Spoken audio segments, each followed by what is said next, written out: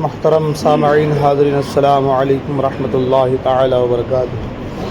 سبھی حضرات قریب آ کر بیٹھ جائیں اور آقا کریم صلی اللہ تعالی علیہ وسلم کی بارگاہ میں درود پاک کے نذرانے عقیدت پیش کریں۔ پڑھیں اللہم صلی علی سیدنا مولانا محمد بارک وسلم صلی علیہ صلاۃ و سلام علیک یا رسول اللہ صلی اللہ تعالی علیہ وسلم۔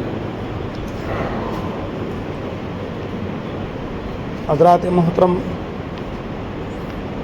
قرآن مجید سورۃ البقرہ آیت نمبر 94، اللہ تبارک و تعالی ارشاد فرماتا ہے: قل ان کانت لکم الدار الآخرۃ عند اللہ خالصۃ من دون الناس فتمنوا الموت ان کنتم صادقین۔ ترجمہ کنز الایمان، تم فرماؤ اگر پچھلا گھر اللہ کے نزدیک خالص تمہارے لیے ہو نہ اوروں کے لیے تو بھلا موت کی آرزو تو کرو اگر سچے ہو تو موت کی تمنا کرو۔ حضرات محترم، قرآن مجید کی اس آیہ مبارکہ کی تفسیر میں جو لفظ خالصتاً ہے، یعنی خالص تمہارے لیے، اے محبوب آپ فرما دو اگر دوسرے لوگوں کو چھوڑ کر اللہ کا گھر آباد اے محبوب تم فرما دو اگر دوسرے لوگوں کو چھوڑ کر آخرت کا گھر اللہ کے نزدیک خالص تمہارے ہی لیے ہے تو اگر تم سچے ہو تو موت کی تمنا تو کرو۔ یہودیوں کا ایک باطل دعویٰ یہ تھا کہ جنت میں صرف وہی جائیں گے، جیسا کہ سورہ بقرہ کی آیت نمبر 111 میں یہ دعویٰ مذکور ہے۔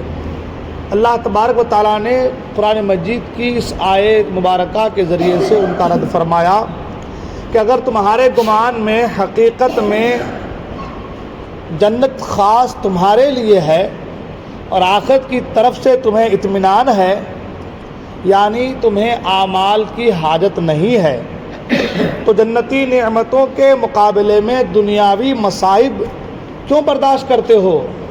موت کی تمنا کرو تاکہ عیش و آرام والی جنت میں پہنچ جاؤ، اور اگر تم نے موت کی تمنا نہ کی تو یہ تمہارے جھوٹا ہونے کی دلیل ہے۔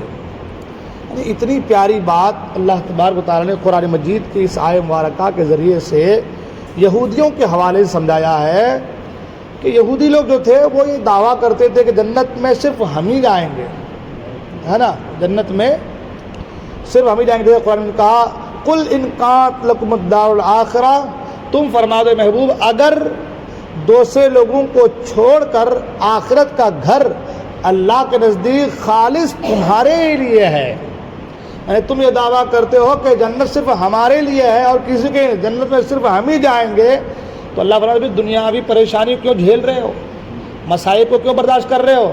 موت کی تمنا کر لو، مر جاؤ گے تو ڈائریکٹ جنت میں چلی جاؤ گے نا، تو پھر موت کی تمنا کیوں نہیں کرتے؟ جب جنت تمہارے لیے ہے، تم کہتے جنت میں صرف ہم ہی جائیں گے، کوئی دوسرا نہیں جائے گا، تو پھر موت کی تمنا کرو، دنیاوی پریشانیاں کیوں جھیل رہے ہو، تکلیفیں کیوں اٹھا رہے ہو؟ اور اگر تم موت کی تمنا نہیں کرتے تو معلوم ہی چلا کہ تمہارا دعویٰ جھوٹا ہے، تمہارا دعویٰ جو ہے وہ جھوٹا ہے، بے بنیاد ہے، اس لیے کہ عیش و آرام والی زندگی کو چھوڑ کر کوئی مصیبت والی زندگی گزارنا نہیں چاہتا۔ اب جنت میں تو آشائش ہے، آرام ہے، سب کچھ ہے، تو پھر یہ دنیاوی تکلیف کیوں برداشت کر رہے ہو؟ موت کی تمنا کر لو، ڈائریکٹ جنت میں جاؤ۔ اور اگر تم موت کی تمنا نہیں کرتے، اس کا مطلب یہ ہے کہ تم جھوٹے ہو، جنت تمہارے لیے نہیں ہے، جنت تو اس کے لیے ہے جو اللہ کے احکام پر عمل کرتا ہے، جنت تو اس کے لیے ہے جو اللہ کے کہے پر چلتا ہے۔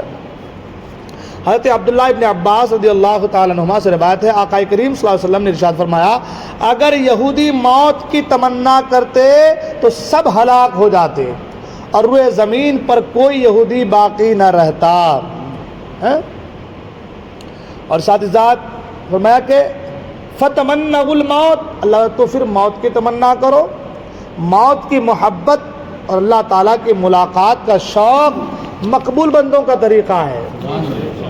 اور اگر تم کہتے ہو کہ جنت ہمیں ملنی ہے، اللہ سے ملاقات ہونی ہے، پھر موت کی تمنا کیوں نہیں کرتے؟ موت کی تمنا جو لوگ سوچتے ہیں کہ موت کیوں چاہیے کہ رب سے ملاقات ہو، یہ ایک ذریعہ. اگر سوچتے ہیں تو وہ اچھے لوگ نیکوکار لوگ ہوتے، اللہ والے لوگ ہوتے. حضرت عمر فاروق اعظم رضی اللہ تعالیٰ عنہ ہر نماز کے بعد دعا فرماتے اللہم ارزقنی شہادۃ فی سبیلک واجعل موتی فی بلد رسولک صلی اللہ علیہ وسلم. یا رب مجھے اپنی راہ میں شہادت اور اپنے رسول کے شہر میں مجھے وفات نصیب فرما. ہے نا، بخاری شریف کتاب فضائل مدینہ کی حدیث پاک ہے. تو عمومی طور پر تمام اکابر صحابہ اور بالخصوص شہداء بدر و احد اور اصحاب بیعت رضوان رضی اللہ تعالیٰ عنہم راہ خدا میں موت سے محبت رکھتے تھے. حضرت خالد بن ولید رضی اللہ تعالیٰ عنہ نے ایران والوں کو جو خط بھیجا اس میں تحریر فرمایا تھا ان معی قوم یحبون القتل فی سبیل اللہ کما یحب الفارس الخمر. یعنی میرے ساتھ ایسی قوم ہے جو اللہ تعالیٰ کی راہ میں شہید ہو جانے کو اتنا محبوب رکھتی ہے جتنا ایرانی لوگ شراب سے محبت رکھتے ہیں. تو جو اللہ والے لوگ ہوتے ہیں وہ جو ہے شہادت کا جذبہ رکھتے ہیں، اللہ کی راہ میں مرنے کا، کٹنے کا، موت کا جو ہے تمنا رکھتے ہیں کہ اللہ کی راہ میں موت آ جائے. ہے نا. اور اس طریقے سے ایک دوسری روایت ہے کہ اسی طریقے کا خط حضرت سعد بن ابی وقاص رضی اللہ تعالیٰ عنہ نے ایرانی لشکر کے سپہ سالار رستم بن فرخزاد کے پاس بھیجا تھا اور اس میں تحریر فرمایا تھا انا معی قوم یحبون الموت کما یحب الفارس الخمر. یعنی میرے ساتھ ایسی قوم ہے جو موت کو اتنا محبوب رکھتی ہے جتنا عجمی شراب کو مرغوب رکھتے ہیں. ہے نا. تفسیر عزیز کے اندر یہ موجود ہے.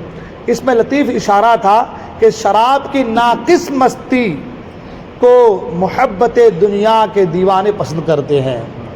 ہاں، شراب کی جو ناقص مستی ہے، شراب میں جو مستی آتی ہے، جو ناقص فنا ختم ہونے والی مستی، وہ جو آتی ہے تو محبت دنیا میں محبت، دنیا سے محبت کرنے والے لوگ، دیوانے لوگ اس کو پسند کرتے ہیں.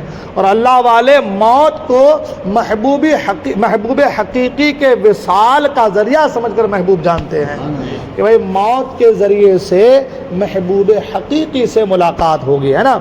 خلاصہ کلام یہ ہے کہ اہل ایمان آخرت کی رغبت پسند کرتے ہیں، اور اگر لمبی عمر کی تمنا بھی کریں تو وہ اس لیے ہوتی ہے کہ نیکیاں کرنے کے لیے کچھ اور عرصہ مل جائے جس سے آخرت کے لیے ذخیرے سعادت زیادہ کر سکیں.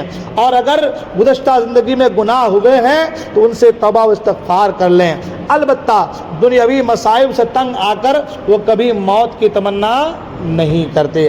حضرت انس بن مالک رضی اللہ تعالیٰ سے روایت ہے اللہ کے رسول صلی اللہ علیہ وسلم نے ارشاد فرمایا جو کوئی دنیاوی مصیبت سے پریشان ہو کر موت کی تمنا نہ کرے، اور اگر موت کی تمنا کرنے کے سوا کوئی چارہ نہ ہو تو یوں دعا کرے اے اللہ جب تک زندہ رہنا میرے لیے بہتر ہے اس وقت تک مجھے زندہ رکھ، اور جب میرے لیے وفات بہتر ہو اس وقت مجھے وفات دے دے.